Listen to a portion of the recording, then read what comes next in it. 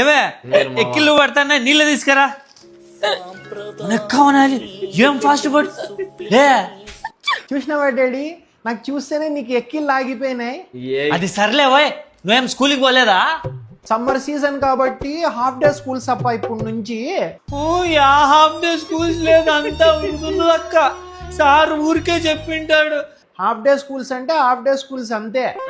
చూడే వీడు ఎంతో హాఫ్ డే స్కూల్స్ అంట, ఇంట్లోనే ఉంటాడంట.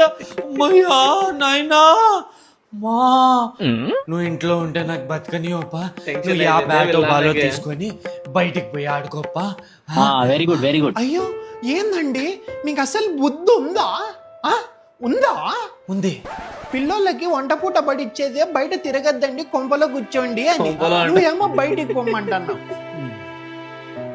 నువ్వు ఫస్ట్ హోంవర్క్ రాసుకోపోరా. వచ్చేటప్పుడు స్కూల్ బస్ లోనే రాసేసినానమ్మా, హోంవర్క్ అయిపోయింది.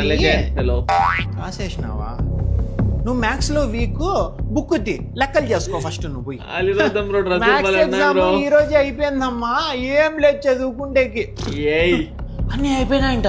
ఇప్పుడు ఏం చేపిస్తావు అంతో? చూపు చూపు, వాడు ఖాళీగా ఇంట్లో ఉంటే బతకనిడమ్మా. ఏం చేపిస్తావు?